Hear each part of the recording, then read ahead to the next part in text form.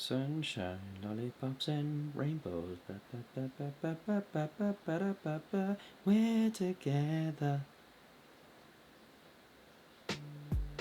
What is up, fellow procrastinators? I'm Flamecom. If you can hear the rain that's happening in the background, sorry about that. Can't control Sydney's weather. I mean, I guess I could control when I film, and I should schedule my sort of shooting around the weather. But yeah, just felt like recording tonight. Sydney has not had like rain this intense for this many consecutive days for quite a while now. In fact, I don't really remember when the last time was that it rained. Then again, I haven't been outside cause quarantine. Today we're talking about the age-old debate of 4K versus 1080p. Is it necessary to upgrade to 4K?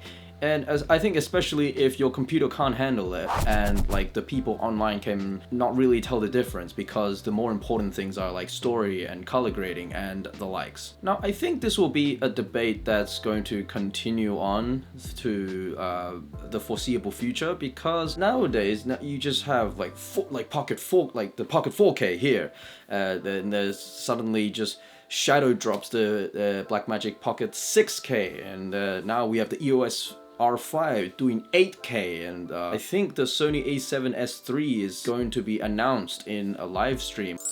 And also too, like Blackmagic nonchalantly, Grant Petty always does this, just announces 12K by just like zooming out from this video of a cruise ship. It's like, oh, here we have 4K, then it was 6K and 8K, and then people thought, oh yeah, 8K, that's, you know, we've hit probably the ceiling of 2020 so far, and then suddenly just whoa, 12K. By the way, before I continue on with this video, if you like the contents that I create on this channel, please consider hitting that subscribe button and drop a like down below. Okay, just flip this image upside down. Just drop a like down below. Oh wait, no, I know what I can do. Just do this and then now flip it upside down below. Okay, oh wait, that doesn't work. That's just gonna point back up again. Anyways, and enough tomfoolery. Continue on with the video. Look, like the thing is, with a camera that can shoot in 1080p, if that camera is also capable of shooting like 8K and stuff, then most likely the company would have used some technology to sort of downscale from the 8K to the 1080p, whether that's like line skipping or like oversampling. The 1080p of that camera is going to look like a very good 1080p. You know, then there's the whole like shooting in 12K to deliver in 8K or 4K. You get very, very sharp 4Ks and stuff. All those things that I mentioned, they are what perpetuates this discussion of 4K versus 1080p. It's pretty much like the reason why I always had my gripes with the 1080p of the Canon 80D, because I knew that there wasn't a 4K in there. So 1080p was like the ceiling for video resolution of that camera. But back in 2017, getting the Panasonic G7, like knowing that it has 4K, I just in my mind knew that because it has the 4K technology in there, it will like push up the ceiling of 1080p alongside with it as well. Good news is that the 1080p in the Pocket 4K is oversampled 1080p, or the downsampled. I think the two terms I use interchangeably, and they pretty much mean the same thing to the same effect, maybe minor nuances here and there. So I wanted to test out the 1080p versus the 4K on this camera in terms of details and so on. And we know that the Pocket 4K is first and foremost more suited as a cinema camera, not a hybrid mirrorless shooter. So it has like ProRes and Blackmagic RAW to show for it. And also it has a lower megapixel count, like the sensor is actual true 4K only. Unlike other hybrid shooters which has higher megapixels, when those cameras use video mode, it's like very, very sharp looking and gives that digital look. That and also their own color science and the likes. I have the Tiffin Black Pro Mist coming probably after the second half of next month, so that can soften up the image even more and then add like halations and blooms to light sources and so on. Also too, it softens up the skins even more, because if I just, yeah, it's get in there, yeah, you see all the years of like skin abuse I've done on myself.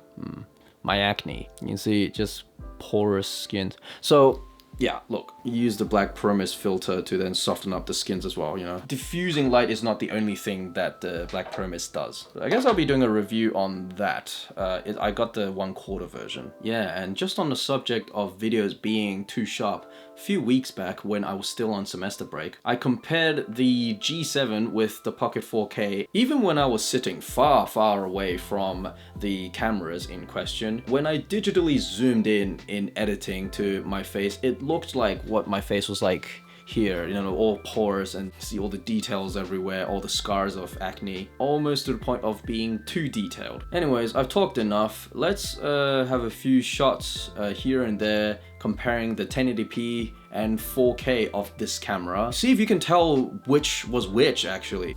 Here we go.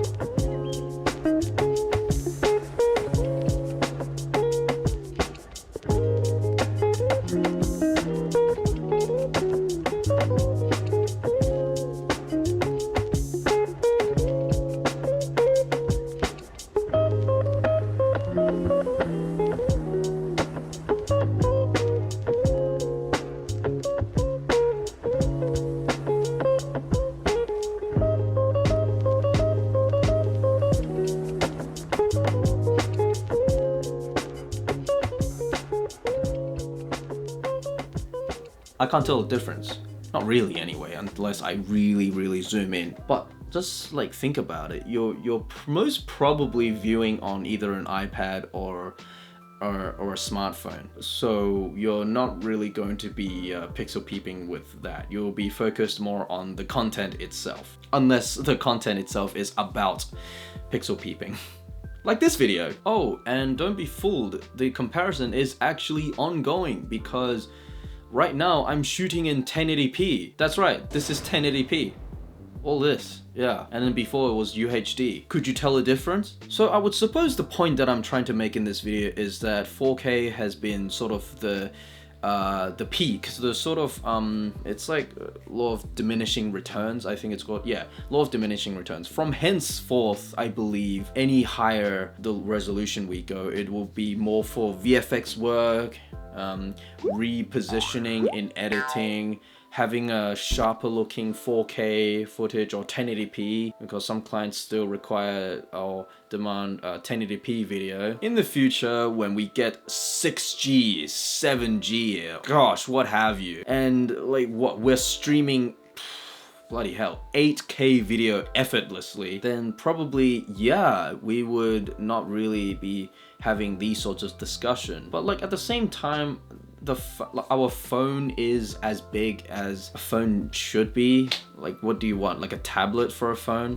Up to your ear like this, you know, texting away your friend. You know, no, you're not gonna have a phone that's the size of an iPad Air. So look, when internet speeds and video buffer times are but a fleeting afterthought, the resolution war is just going to die down, essentially. They can only push the resolution war so far. I think they will start throwing more technical jargons at us. I mean, at this point, we're like, it's common language to say, like the phrases 10-bit, 422, ProRes, whatever. Whereas before it was just like 1080p and 4K. What will the future be? What will be like the new phrase that they get us talking about? Shift the focus away from the resolution war to something else, like the color, I suppose. Color science, highlight roll-off, dynamic range, practicality, and viewing experience and editing experience. As I said, it's an ongoing discussion. So just put down in the comments below, you know, apart from, you know, whether you could tell which shot was 4K, which was 1080p. Tell me your thoughts on this topic. Haha, that then was UHD again.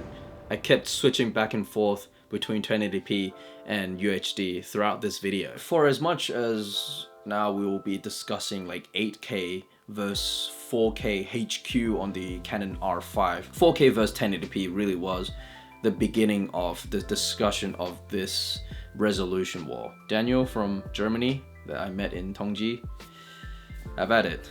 Let me know your thoughts. Calling you up, buddy, directly.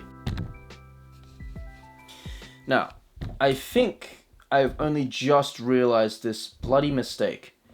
This microphone was in the shot the whole bloody time. Look, before I beat this horse to death, I'm going to end off the discussion right here. I hope you found this content enthralling. Okay, thanks for watching and keep on procrastinating. So, sayonara.